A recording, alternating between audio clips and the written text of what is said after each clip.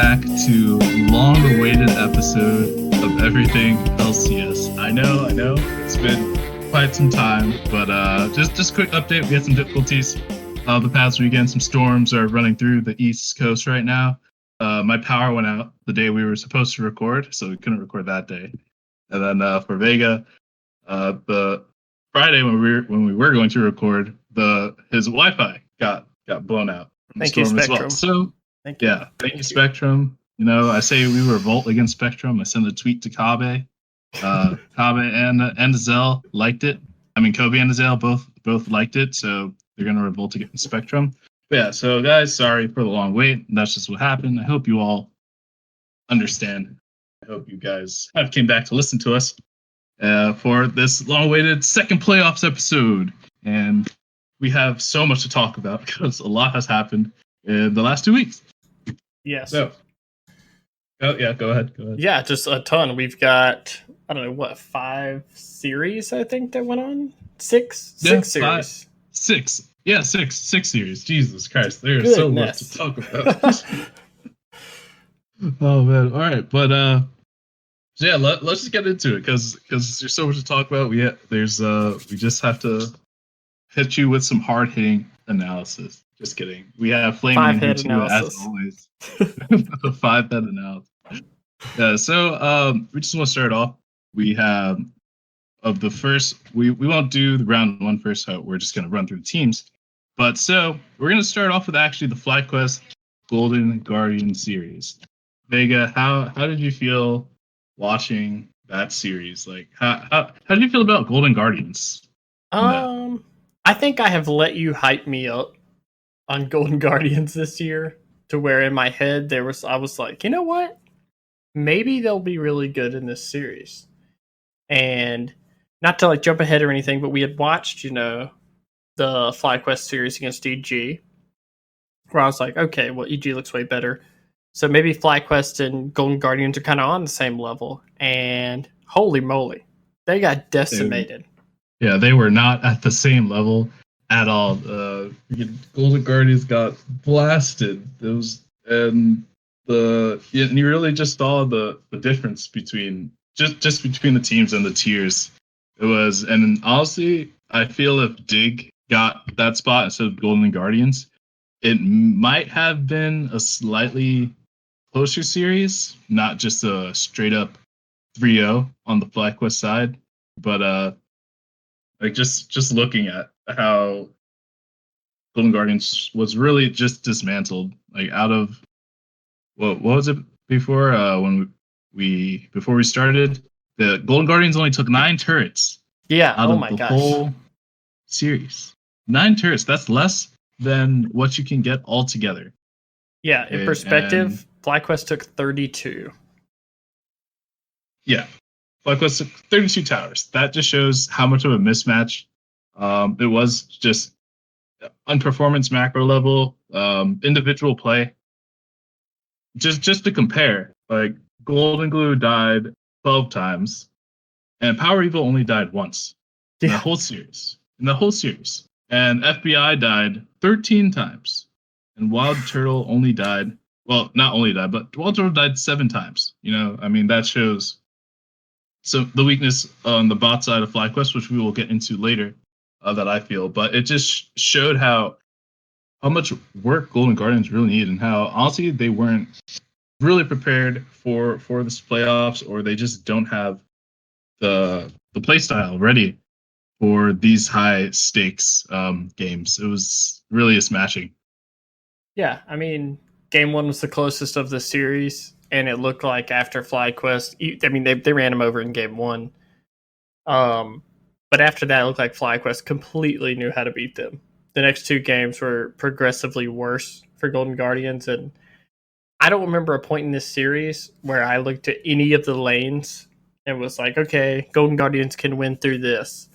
Like Solo, and I'll talk more about it throughout this whole thing, but Solo's performance in these playoffs has been awesome. He has been so good for FlyQuest, and it kind of took away the only place where Golden Guardians might get an advantage, which was in the top lane. And Haunter he was 3-6-5 on the series, and I would say he died. He died the least of any of their laners, but Yeah, Solo's he did. ability to just neutralize him, and even though Solo wasn't like running him over, they had nowhere to play to. Like Closer had no lanes to play to in this series. Wild Turtle, Power of Evil were awesome. Ignar was a monster in the series. Like Power of Evil had a 911 damage per minute in this series. That's almost more than double Golden Glue's. That's Yeah, insane. it's just about actually it is more than it's more than double the Golden It is, Guardians. yeah. There's no one who has at least 500 DPM on the team. He basically has double of Golden Glue's DPM because Golden Glue only had 456. And yeah, that shows how mismatched it was. How Golden Guardians really wasn't really was a weaker team, and it showed. Like even though FlyQuest did get beaten by EG pretty hard, that wasn't the that wasn't the best form of FlyQuest, and possibly we'll see that final form near the in the upcoming game this week. But yeah, Golden Guardians just could not stand up to that, and they're out, and that's why they're out. Yeah. But Vega, what could Golden Guardians possibly improve on for next summer split? Because they made it to playoffs, and but honestly, I don't think they would make summer playoffs because that is the time teams really try to hunker down. For all we know, a lot of teams, well, they can't really do boot camps. Yeah, unfortunately. Sadly, due to coronavirus. But this break for a lot of the teams may be the time for them to really practice. They may run some super hard scrims versus their academy teams and try and figure out all these synergies that they have.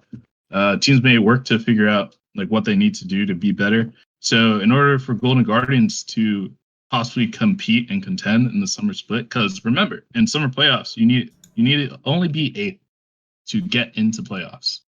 So, and I mean to not be 8th, you'd have to be super bad or good, but like or to at least get 8th, you'd have to be pretty bad in the league, like CLG tier.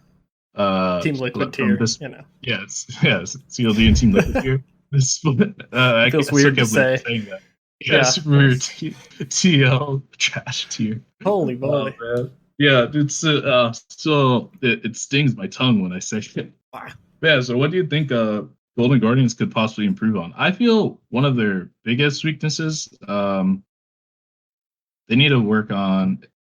They need a point of carrying. I feel FBI is not that good in lane, unless you give him a lot of attention. Like he was pretty much, he was exploited a lot, and it shows that he had 13 because he had 13 deaths. For all we know, what if they had Keith ADC instead?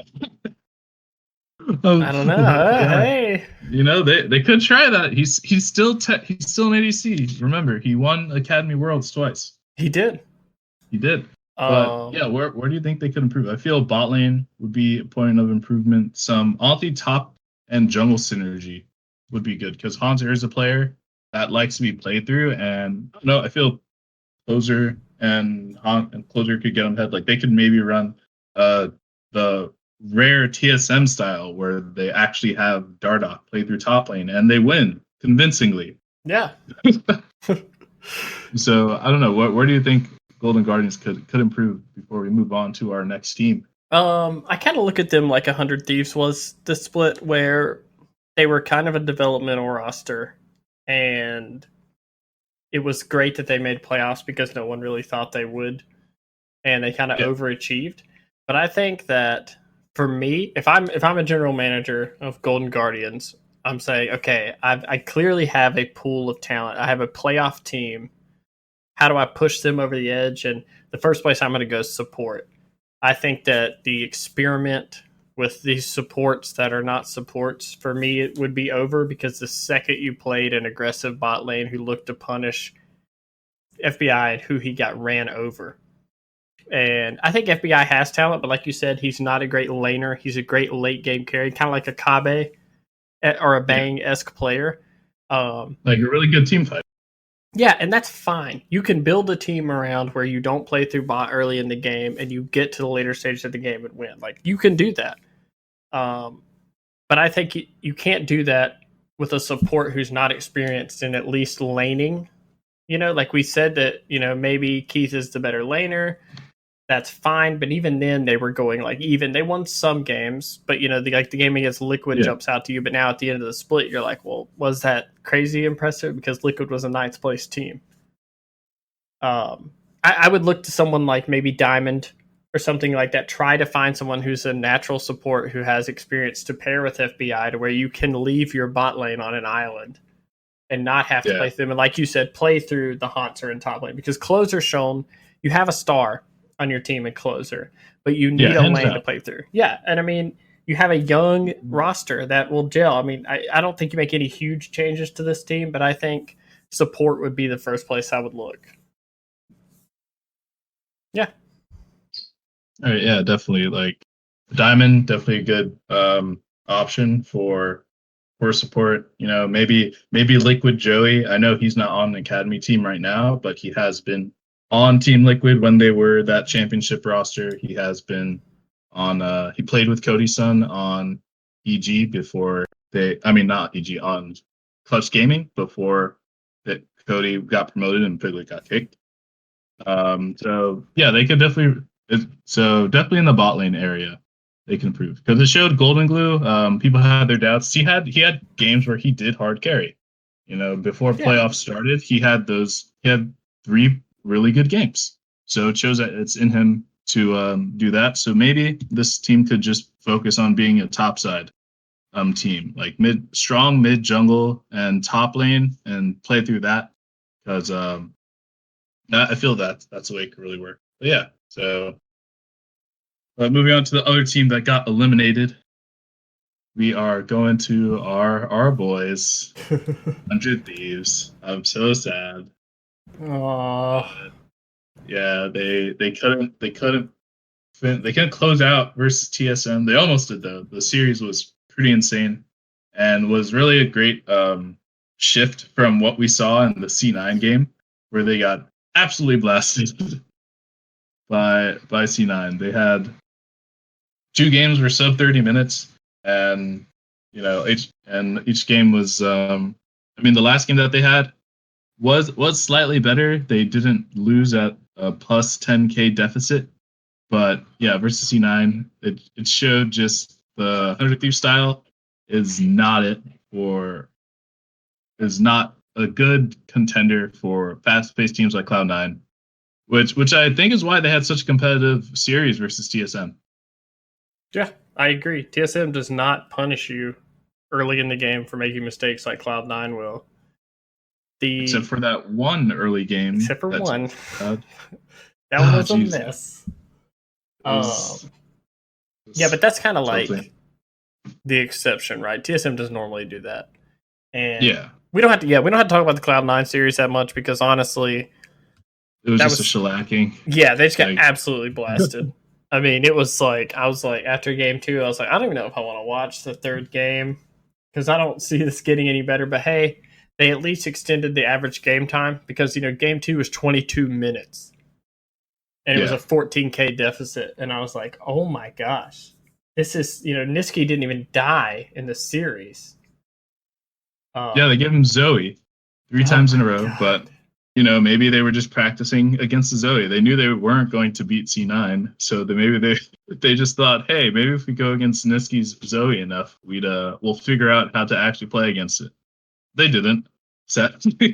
Yeah, Stunt went 0-15-5 in that series. Yeah, but I mean, like, no one had a good KDA on 100. Yeah, that's true. Series.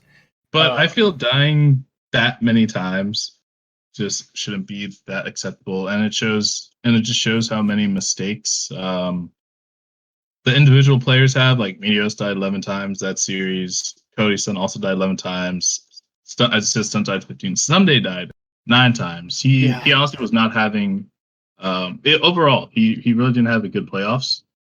Even in the TSM game, he really did not perform to the expectations that everyone thought an MVP top laner was going to perform in playoffs. Everyone really had their coins in the someday basket, but he fell short.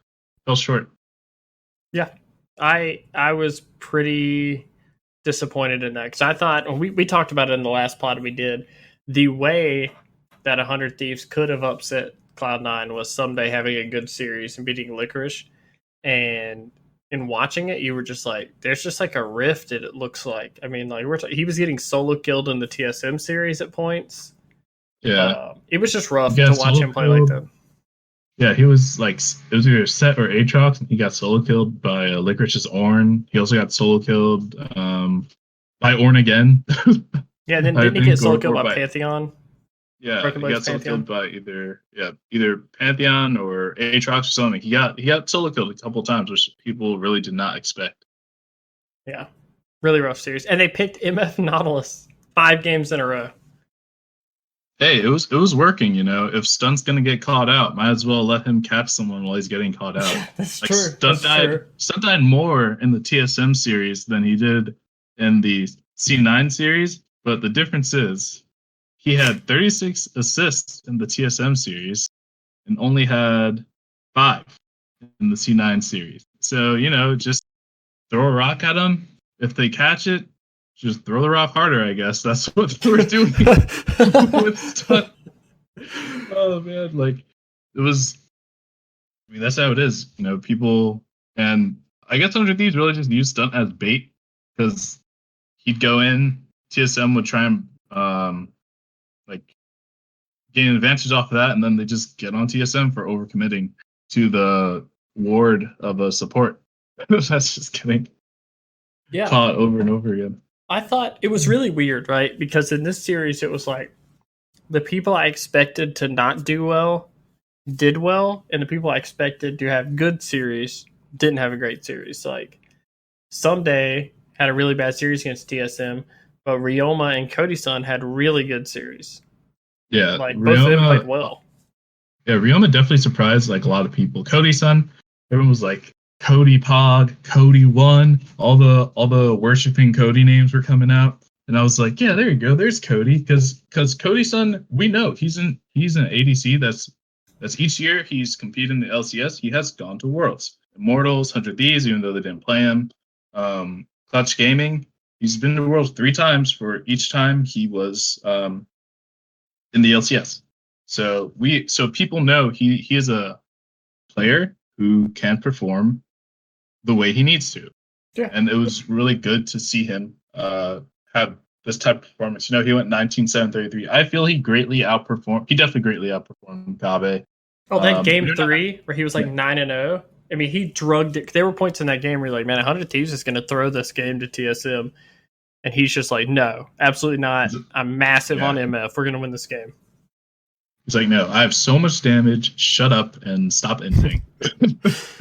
It's just, I'll just two-shot you with my auto attack and Q. But yeah, Cody Sun had a super good series. And it was just really close. The game 5 could have went either way, really. Yeah. I mean, there was, if that last team fight goes just slightly differently, 100 Thieves wins that series. Yeah, if Cody Sun didn't get that insane one shot by Bjergsen at the Cloud Soul. God, I know. Ugh. Yeah, game definitely would have gone differently, because that was honestly, I like watching that was the only game Someday actually performed pretty well at. Yeah. That was the only game out of the whole series, out of the whole playoffs, to be honest, where Someday actually to where people thought he would, you know? Yeah. So maybe he was just having off time. Meteos, he had a pretty decent series as well, but you know, it shows that their investment worked in Ryoma, though. That's one big takeaway from this. Yeah, it showed that Ryoma definitely has the skill cap or the ceiling to be a contender eventually in the league. So I'm super looking forward to see how they improve, honestly, in the summer split, and it'd be really great. Yeah, honestly, I hope they just keep, and just to segue into like, you know, what we hope for them, I really hope they just keep this roster together. Because honestly, like, with Ryoma's level at the end of this split, and, you know, Someday, I mean, I don't believe that's Someday's level in any way. I think he just had a bad week. You know, both of these series were played this week. I mean, yeah, I 100% believe if Someday's on his game, they beat TSM like 3-1. So I would keep this roster together. I think they looked way better end of split than beginning middle of split. So I would be excited for them in summer. Yeah, I definitely would. And like, what was I gonna say? I forgot. But I actually forgot what I was gonna say. But yeah, they did perform well. If there were to be any changes, I would say like things that they could definitely work on. Getting caught out a bunch of times. Stun had 17 deaths in the TSM series. We only had 15 deaths in the TSM series. But things that they could work on, not getting caught out, not doing that stuff, and definitely an early game. I would love to see like 100 Thieves in a possible early game scenario. I know it's really not a look that we have ever seen them ever, to be honest. But I feel if they could somehow work out having a good early game and not just playing to try and stabilize whatever like insanity happens during the early game, they could really improve. So I really hope during this break between now and summer split, they look to shore up their early game. If I were to make any changes on the roster, it would be Stunt, but I know Cody Sun. Over the years, Cody Sun it has been a hard ADC for people to get along with. In Immortals days, Cody Sun and Ole, they didn't really have that much respect for each other until Ole was like, "All right, fuck you, Cody. I'm gonna get to rank 1," and Ole did get to rank 1, and then they started to perform really well. Yeah. And that's how they got to Worlds. And after they start off well, but obviously problems happened later on. But if that wasn't a factor of possibly Cody bumping heads with his support, that would be one suggestion I have to possibly get a new support.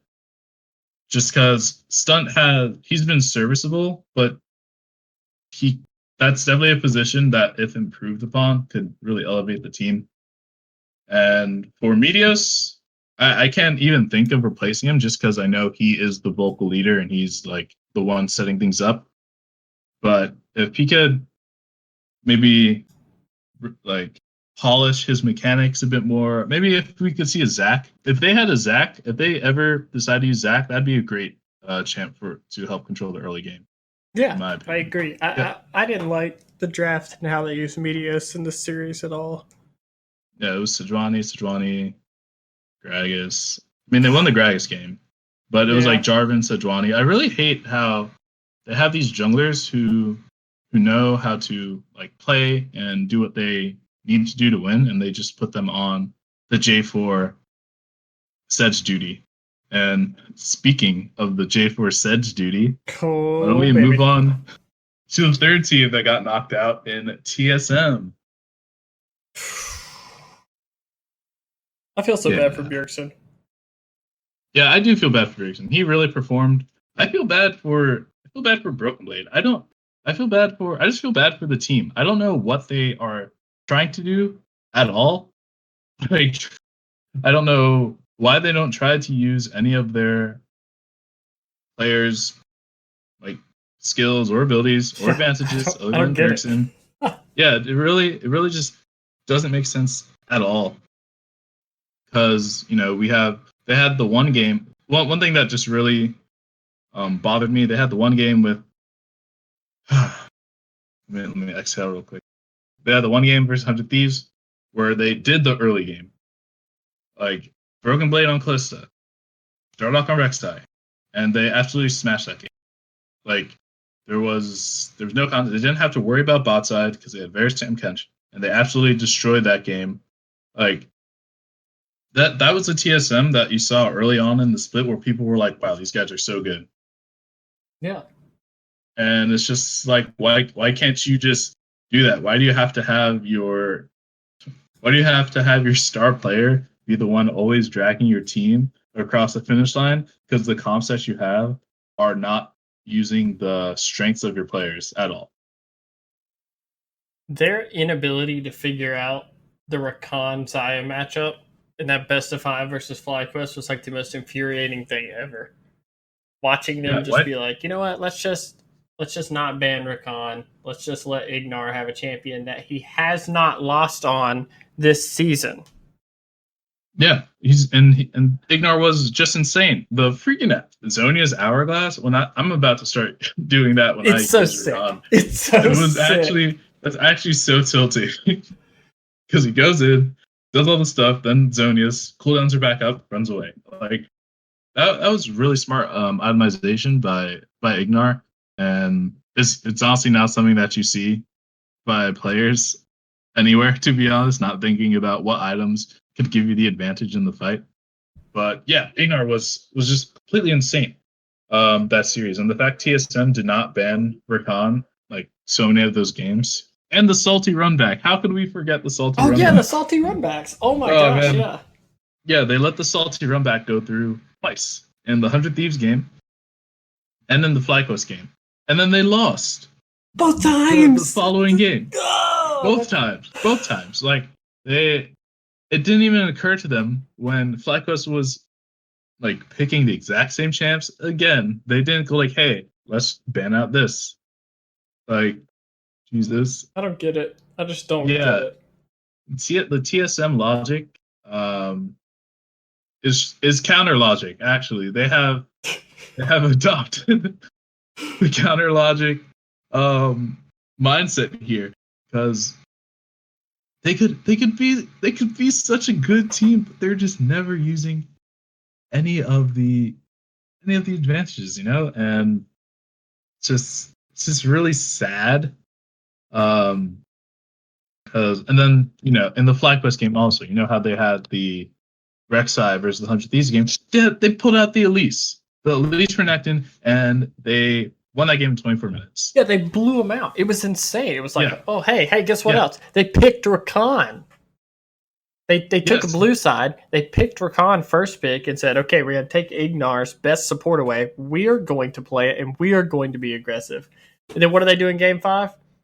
Let's just go back to playing Nautilus. That's been good for us so far. yeah, exactly. They pick Zyrakan, and they get the high mechanical, like high pressure jungler in the least, and they give Broken Blade the carry top lane, and it works out. And they give Bjerg the roaming OP mid lane Silas. Yeah, they pick And Renekton top so they can just dive arguably the weakest lane. You would think Solo is the newest with the team, so his coordination is probably the least of any lane. And what do? You pick the least Renekton yep, and you dive top lane. yep, over and over again. And And you know that this it is their worked. game plan because they've picked Aurelia the game before. Like their game plan is we want Broken Blade to get ahead, and then they finally draft to do that, and it works wonderfully. And then in game 5, they're like, Sejuani Aatrox. Let's just abandon what we just did to absolutely smash FlyQuest. Yeah, let's just forget the game where like Dardoch performed super well. Everything worked out for the team. We gave Kabe his core pick. Let me see. Zaya wasn't even banned in yeah, Zaya wasn't even banned in the last game either. I mean, like yeah, Zaya, but you could do Zaya alone as well, and it's just so annoying with TSM on how I guess the coaching staff or the people in the back are feeling about their players because it feels like they don't trust them. And I know I don't it wouldn't have been good this series with like range support, but I know Biofrost has been a player who's been really good at range supports, and that's another avenue they possibly could have took in any of the games really, because people and throughout the split because people use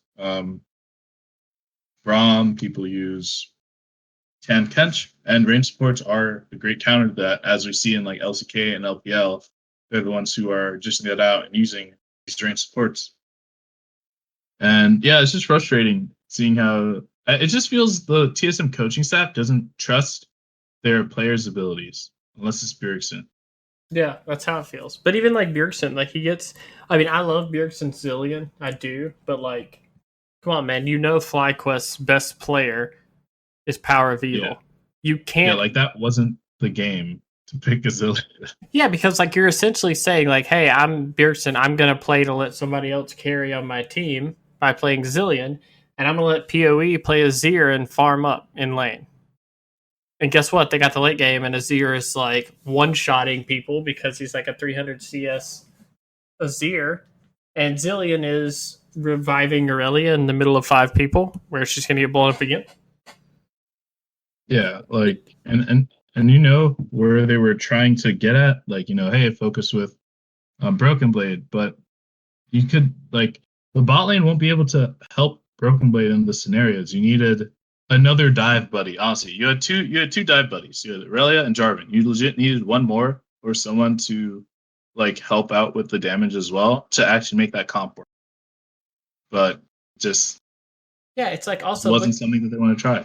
look what you're engaging into. They have Xayah, who's almost impossible to get onto, Azir with his ult, Trundle, who's going to ult whoever comes in, whether it be, you know, Jarvan, Aurelia, whoever it is. You have Rakan, who, if you engage and Rakan gets to counter engage, you've lost a fight. And then they have Aatrox, who's just like a solid backline threat. So, what was the plan with this? It was just to ult Aurelia and let her go wild and hope she got a lead? Yeah, I guess that was it. Like, just ult and speed up Aurelia. Okay, Broken Blade, go. Try and kill someone really fast. Oh, can't do it because look at their team. Yeah, it just, I don't know. And then it's so infuriating because you watch game 4 and you're like, oh my gosh, this draft is beautiful. Like, you took away their power bot lane, you drafted a winning matchup in top lane, plus an aggressive jungler, and Bjergsen, a champion he can carry on. This is a great draft. And then what's crazy is FlyQuest didn't ban any of that out in game 5. Yeah.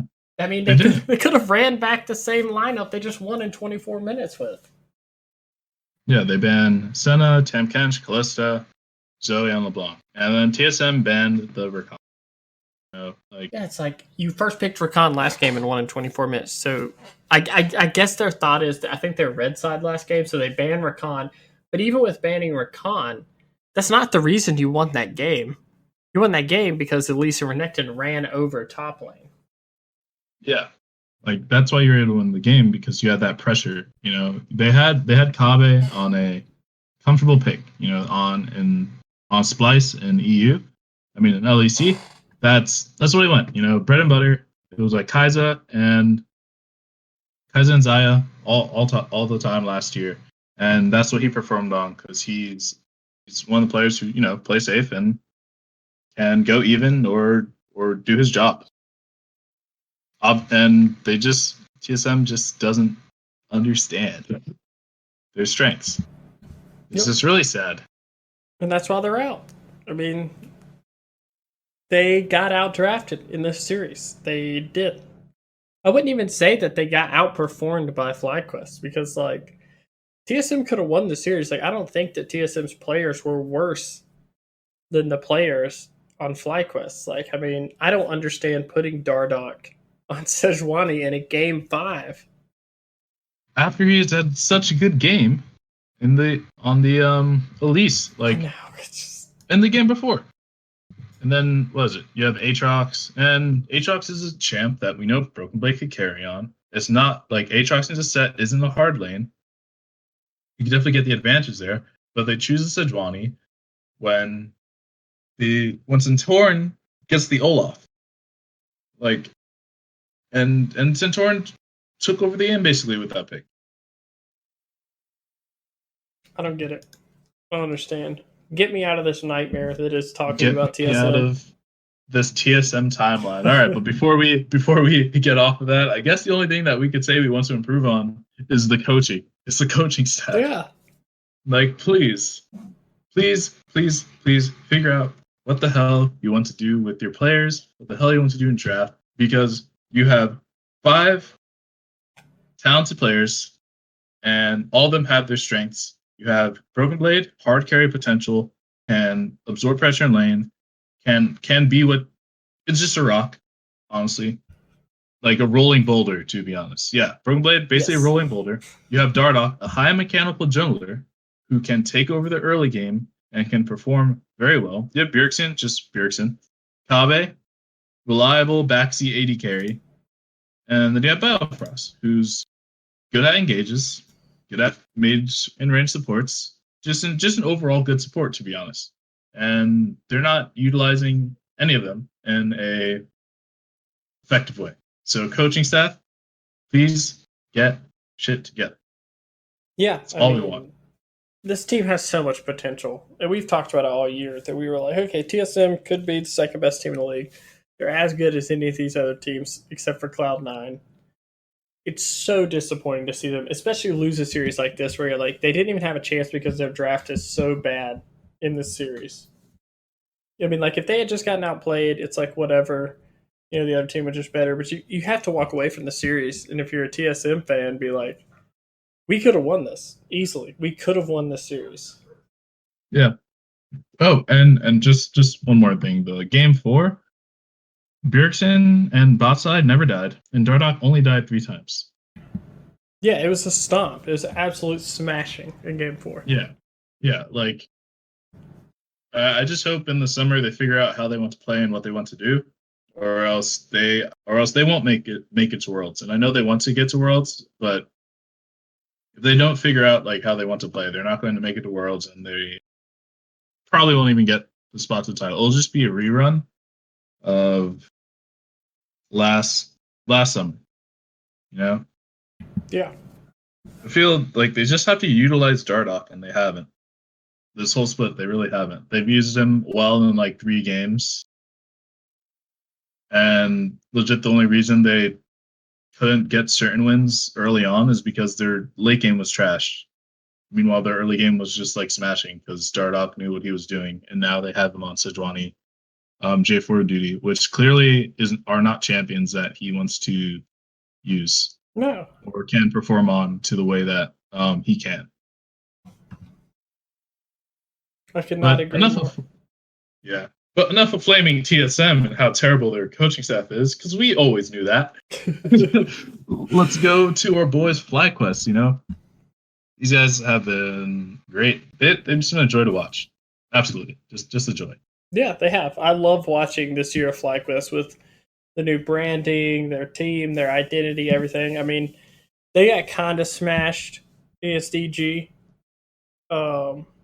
which I thought was like, you know, they lost the first 2 games with Viper in, and they went 1-1 with Solo. So I really wonder, and you know, we're gonna get to find out what that series looks like if Solo plays all 5 games, because I felt like Kumo got away in that series. But yeah, after that, FlyQuest has just been like on fire. TSM series was close, but they looked better. They looked like the better team.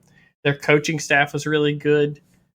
Yeah, I love watching Ignar play just so much. So any game FlyQuest is playing, I'm tuned in for.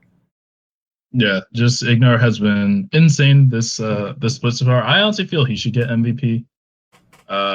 Just because you can just see how much impact he has just for the team as a whole.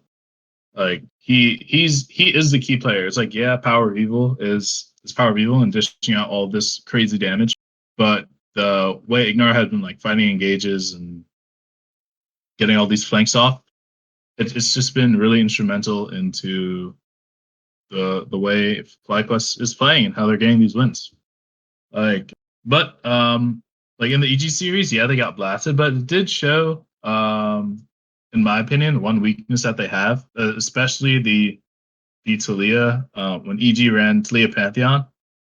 I felt so bad for the FlyQuest bot lane. They got absolutely destroyed. God, yeah, it was actually disgusting what happened. Those 4-man dives, just Wild Turtle could not play the game.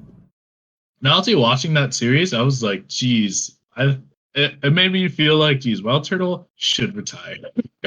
Yeah, it was that's what I was thinking. Dude. I was like, Wild Turtle honestly did not perform that well during that series, and it showed that their bot side is definitely a weakness. You know, with Viper off, if they didn't have Viper, those two. Oh man, I kind of feel bad for Viper in the EG series because then they had the salty Runback, but they did it with Solo and then they won. Yeah, that just looks bad. Like even in the game 4 loss, like Solo was 8-2. It was like Wow, Solo actually looked like sick in this series. In the 2 games he got Yeah, to play. yeah. So but it did show some weaknesses. E.g., I mean, like FlyQuest had. But it didn't really matter because in the GG game they popped off. In the TSM game, they also performed there. It really, honestly, just off the back of Ignar was playing insane, as we were saying. Yeah, just power of evil, just dishing out crazy damage all the time. Solo being a rock.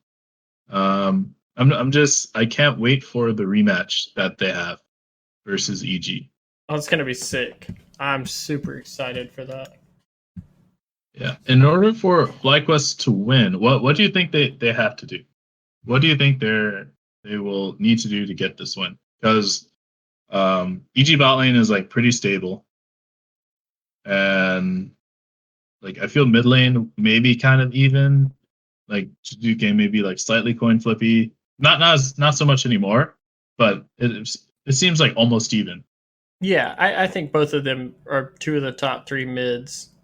Um, they got to. I mean, Cloud9 gave the blueprint. You have to run over top lane. You just run over Kumo, and then the rest of the map for EG falls apart.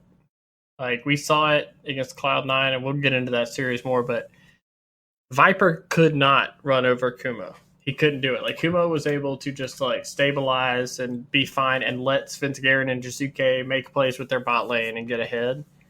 Solo was Yeah, probably better at it, but it was too late in the series at that point. They didn't have a game to give. They were down 0-2. So, yeah, they have that terrible early game in game 4, and well, you're out of the series, even though Solo played really well. So I look at that for the series. Solo has to show the ability with Santorin to run over Kumo in the top lane. And if that happens, I full well believe Power of Evil and Ignar can hold their own there. Wild Turtle, I don't know. If it gets late game, I trust Bang a lot more. But I yeah. think that, Definitely trust betting a lot more in the late game.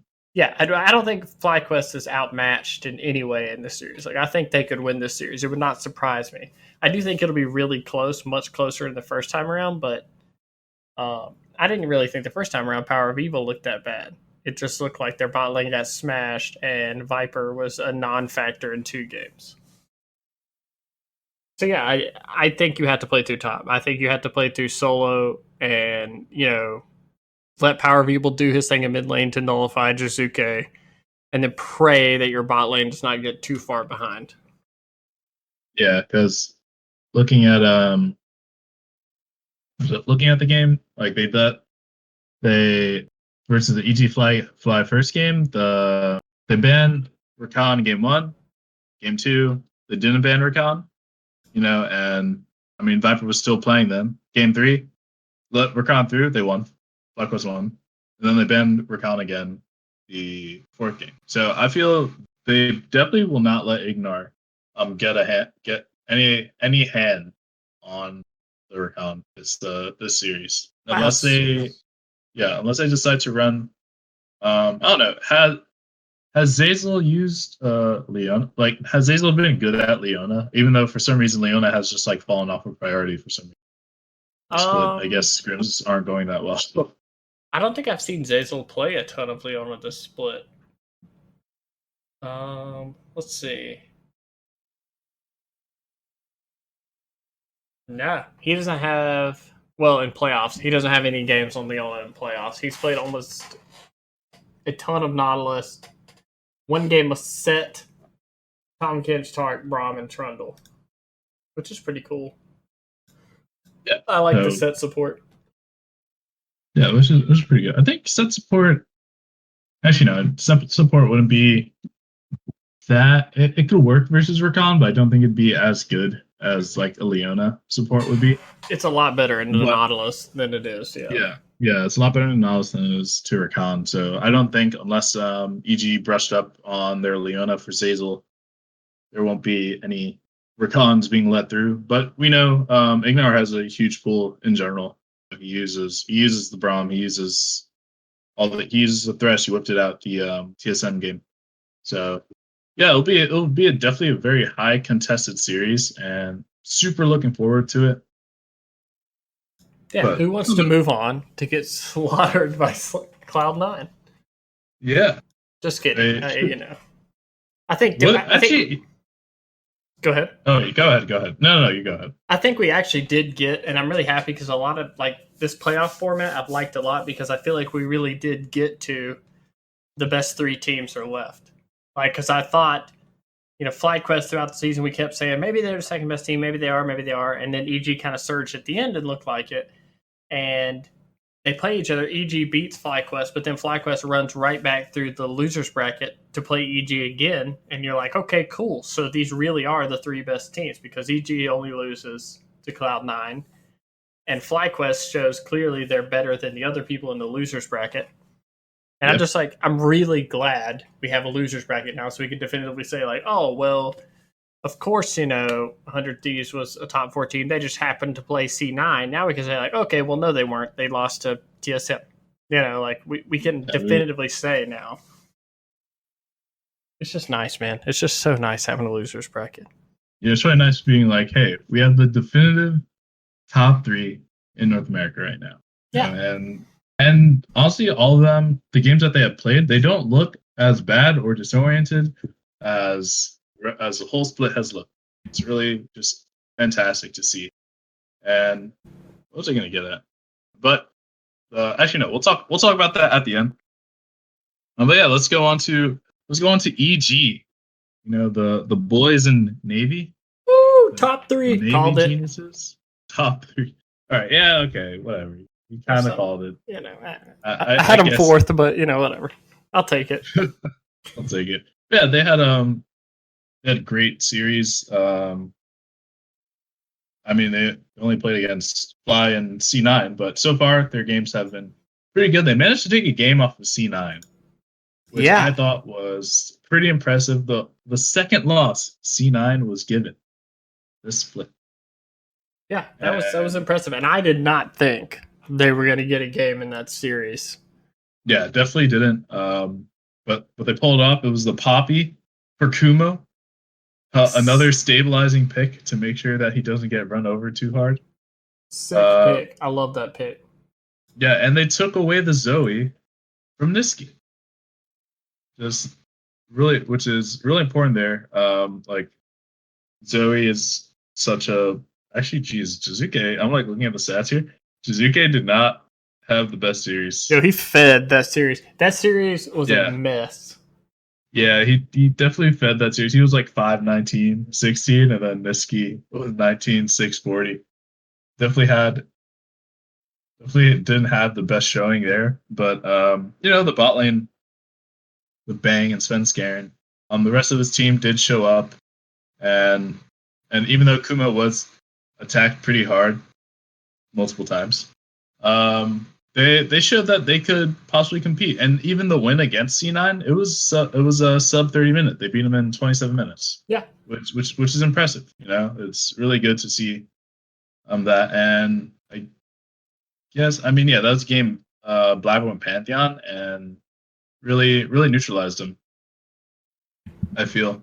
Yeah, and I want to make a point, miniature rant here, which is that a lot of people were flaming EG for the first 2 games, the high deaths and stuff like that, where they were hard committing to stuff and getting 0-3 early in the game, stuff like that, some plays that really turned around.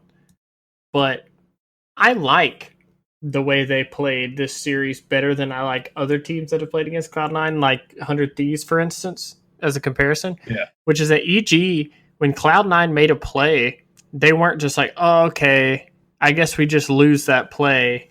Let's just, we'll try and make a play later in the game somewhere else. They were contesting everything. When there was a dive top on Kumo, Jizuke was trying to TP in and make a counter play, trying to not let Cloud9 get that advantage. And that's, ultimately what happened in game 3 is they were able to turn a couple of plays and get an advantage early and then put Cloud9 in an even state in the mid game, and they were able to, win off that. And yeah, when it goes bad, it looks terrible. The first 2 games, he TP, Jizuke TPs in and gets killed. But you're yeah, but if he doesn't try to make that play, then they dive top, kill Kumo. They rift it with no resistance. and now you're down 3K against the best early game team in the league, and you're rolling over and letting them get these advantages. I like how EG played this series. I like the attitude. Yeah. They're like, oh, no, we're not just going to take, you're not just going to get these plays on us without us contesting it. So, I mean, like, yeah, they definitely played. Oh. Yeah. Go. Oh, wait, are you done? Yeah, I'm good. Mini rant over. Okay. Miniature rant done. Okay, no, I was just going to agree. I was like, yeah, it was really good to see how they were going to go blow for blow with C9. Because like I said, just every other team was just like, oh no, they're killing us. Oh no, they took everything. We lost. Like, that was every single game versus C9. And it was just really great to see a team that realized, hey, we kind of have to fight them. Just like how, I guess, teams or Fnatic goes against G2.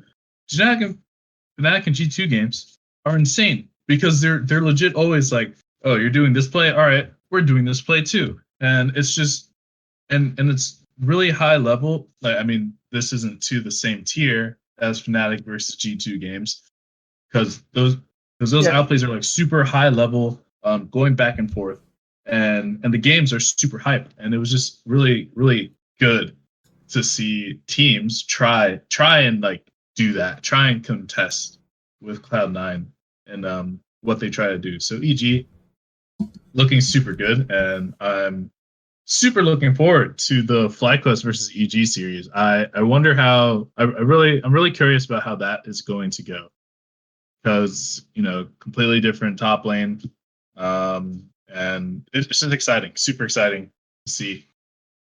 Yeah, who do you think is going to come out on top? Well, I'm like torn because so my big thing in sports and esports and anything is I love like a storyline, right? I love like the idea of like EG got blasted in this series, but they were super scrappy, and I would love for them to go down to the losers bracket, smash FlyQuest, and be like, no, we're going back and we're going to play Cloud9 again. We're not going to lose like that. But then also, I kind of like the idea of FlyQuest being like, we lost to EG bad the first time, but we fixed that, by going through the losers bracket. We've gotten more experience playing in playoffs now than they have, and we're going to beat, EG, and we're going to take down the number 2 and the number 1 team. I'm torn. Either one of them I would love. My head. Yeah, either. Yeah, go ahead. Oh yeah, I was just gonna say either scenario is going to be great because EG goes loser bracket, C9 we're back. FlyQuest was taken out early by EG. FlyQuest battles their way through the loser bracket, comes out EG. That was a fluke. Imagine if they 3-0 EG. Oh, it'd be so hype. It would be so hype for finals. Insane. That'd be insane. The FlyQuest come in 3-0 EG. That would be absolutely insane. And that's a world I want to live in. Yeah. It'd just be crazy. It'd just be, hey, oh wait, how my theory for like the last episode, my theory for C9 putting 100 Thieves in the losers bracket was for 100 Thieves to power up throughout. Well, that's basically what FlyQuest just did. Yeah, they just took it themselves and were like, okay, well, we're gonna do this. Yeah, they heard what I was saying. They're like, dang, that's a pretty good idea. So it's be super awesome to see FlyQuest end up in the final, and that'd just be so big for the organization. It'd also be super big for Evil Geniuses. Their first split back in the LCS after like a couple of years ago, being a part of it, coming back and being the team that makes it to finals and compete with Cloud9. It'd just be so huge for both these orgs. So yeah, rooting for either team, but I'd go FlyQuest. I could see it. I'm going to lean EG in this series just because I feel like the bot lane difference might be too much in a longer series. I really think Bang is one of the best players playing in NA right now. I think he's... I'm tempted to say the best AD carry playing in NA right now.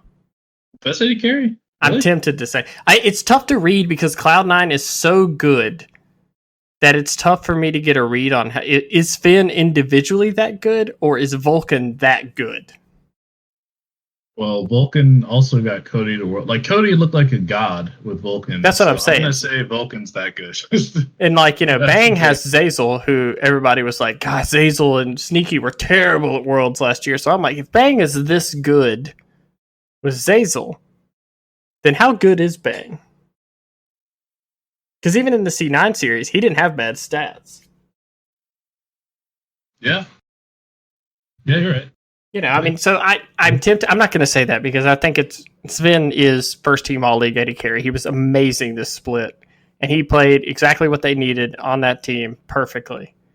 And I would say Bang is probably second, but I don't put Wild Turtle in that conversation at all.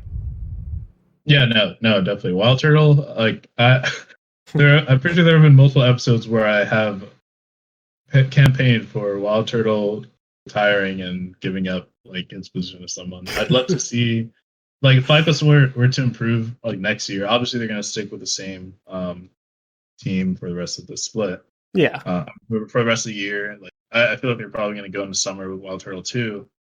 Like the only role that I would probably change on FlyQuest would be ADC. Like could definitely have not any um, academy support, but could definitely have some like academy support, like tactical or treats. Oh, no, not treats. Treats is a support. Uh, yeah, tactical Johnson. Johnson would be good on Kyle would be sick. yeah, Johnson would be good on Lagos. But yeah, it's gonna be great. But let's go on to our just insane team, Cloud9. These guys have been like performing insanely throughout like every just throughout the whole tournament. You know, they always had at least like in wins, they always had like at least more than a 5K gold lead at the end of the matches for Cloud9 versus 100 Thieves, 13K, 14K gold lead, second game, 8K gold lead, the third game ending, and then for EG, each win they actually smashed them. But that's just because EG and Cloud9 always went blow for blow, and Cloud9 has the better mechanical players. I feel, um, and that's why in their wins they had 13K, 14K, and 14K again, and in the loss, they were only down by 3K. Cool. Yeah. So yeah, it's these guys are just insane, and obviously a hard favorite. But yeah, what do you have to say? I mean, just watching this, I just have to say these guys have been crazy. I have been right about them bringing out some different picks. Well, not really different picks. They brought out the Nocturne. That was the only thing that was different. Yeah. Oh wait, no, they brought out Kindred too. The Kindred, Hecarim, Nocturne. Okay, never mind. Yeah, they brought out. I was right about them having some picks ready. Kindred and the Nocturne and the Hecarim. So I was glad to see that they did use this time to whip out these other picks that they had. So yeah, what do you have to say? They are far and away the best team in North America, and even in the series against DG, there's a part of me that's like, did they mess around in that game 3? Because I know EG won and it looked great, but man, the next game it was like they just were like, "Oh, okay, cool, you got a game. Well, we're gonna smash you about 14K in 30 minutes." So they are. It is really tough for me looking at the teams FlyQuest and EG against them and finding a place where they can outclass C9. C9 is that good that it feels like it doesn't matter what you ban. The draft is not a huge deal. They're so flexible. They're so good in every lane. They set the tempo every game. I mean, from 2 minutes on, you are on the back foot trying to recover against them. And they are going to keep pressuring you and keep pressuring you and keep pressuring you. And I'm not saying it's impossible for them to lose the finals. Both the teams, EG and FlyQuest, left are really good, but it's tough for me. C9 good. Yeah, it's tough for me to imagine a world where C9 doesn't win this 3-0 or 3-1. Like, it's tough for me to imagine a 5-game series with another team. They are that good that I don't know. It's yeah, like For me, the only real comparison I could have on like the the good tier, the good player tier is because C9 just takes over the game. The only player that I have seen really take over a game has been like Power of Evil, honestly. Yeah. Like, especially throughout this whole playoffs, he's been the one to take over a game. So I feel that that's the only like comparison I could really have in that type of level. We saw in the Golden Guardians game, Power Evil just basically 1v9. Well, didn't 1v9, but he just like took it over. TSM series, he had just insane damage again. On all he had most DPM out of everyone, 630. Just completely being a monster. Obviously, with the help of his team, it wasn't as easy as the GG game, but Power Evil has shown he has that like completely take over the game potential, and that's probably the reason why C9 didn't want to go against FlyQuest first. Yeah. Maybe they felt FlyQuest was the better team. They didn't want to give them that chance to go against them early to figure out, okay, here's what we have to do against C9. I don't think like that would help that much for FlyQuest, but it's a possibility there. That like that's the only team-based comparison. I think FlyQuest matches up better than EG does. I think that FlyQuest has more of I can see a world where PoE just like can get a lead mid and carry them into like a chaotic late game where FlyQuest excels. Like I could see that. I feel like EG's like a worse C9. Like their play style is similar to C9's but worse. Yeah, like EG doesn't have the top laner for it. Jungle mismatch. Jizuke. Not saying Jizuke is a bad player, but just not the tier that they need. And I mean, it kind of shows in the EG C9 game, just by how poorly that series went for him. But yeah, you're right. They're like weaker they're weaker C9 without like the complete takeover the game potential. Like, we can talk about Jizuke. We don't talk about Jizuke saying how he's completely taking over the game. He has won games, in my opinion, through his own like crafty way, other than like some of his LeBlanc games. But like he's won games based off of his own like crafty way of playing, his split pushing, his wave management, all that other stuff. That's how I've seen Jizuke like win a lot of games. Yeah. So. Yeah, we may end up with EG C9 again in the finals, which I'm kind of leaning to. I hope that FlyQuest wins just because I really want to see a best of 5 with FlyQuest and C9. But either way, I think we'll be happy. And and if C9 smashes whoever in the finals and they win, that is so awesome for them to finally get back to a title after all these years of being so close to winning a title.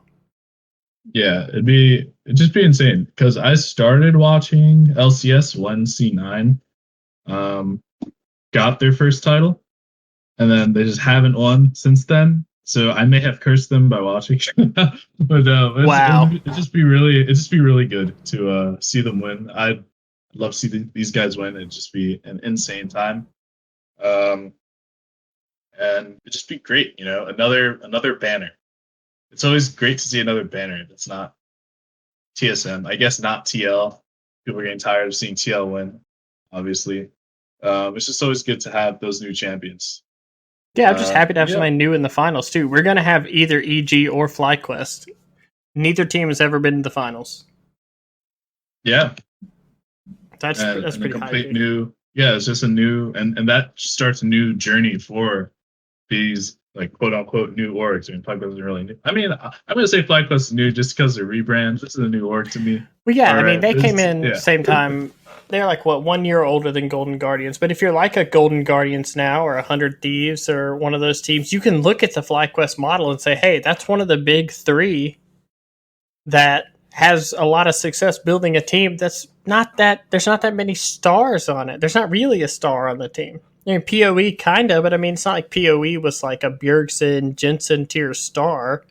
He was a name, that was good. He was all right on CLG last year, and they built a team around what they had. I mean, there was talk. Remember when FlyQuest got into LCS, people were upset that they were in LCS, and now we're talking about them they're second best team in the league. Them and EG right there. Yeah, second best team, a lot of following. People are heavily supporting them now. It's been great. So yeah, these guys definitely lay down the blueprint for other these other orgs who want to try and win. And EG is another one. I mean, their branding I feel isn't as good. They're kind of working on the Live Evil thing. I feel it's gotten slightly better, but just team wise, what you need, just another blueprint. I mean, their roster was most likely more expensive, but it's just another thing. It's hey, this is how you make a team: weak side top, stable bot, mid jungle. And they came together near the F, and that's what's important. You need a team that can you have the vision, and then team comes together. A lot of the other teams didn't have that. Immortals did not really have that vision on how the team was going to work.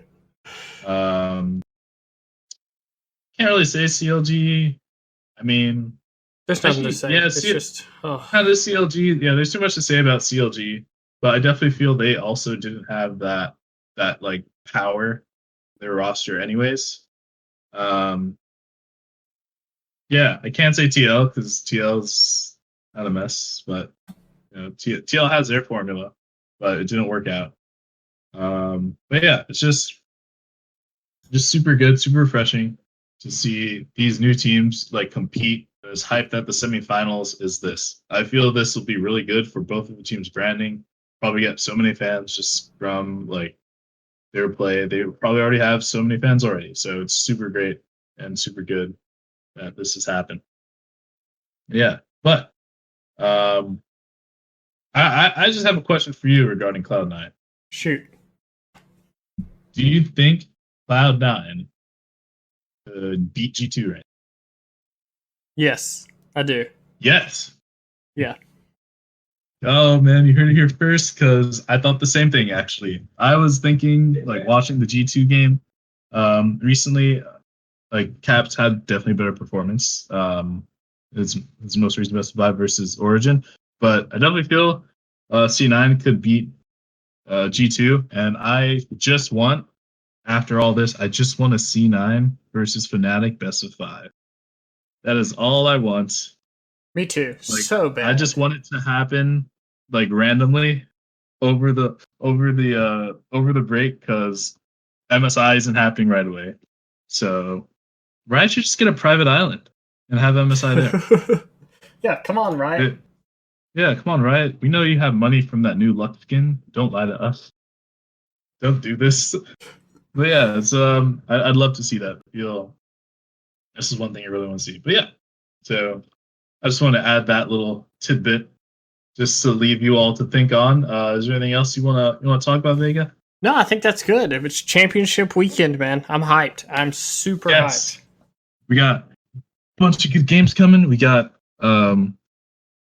EG versus Fly, then C9 versus whoever wins that.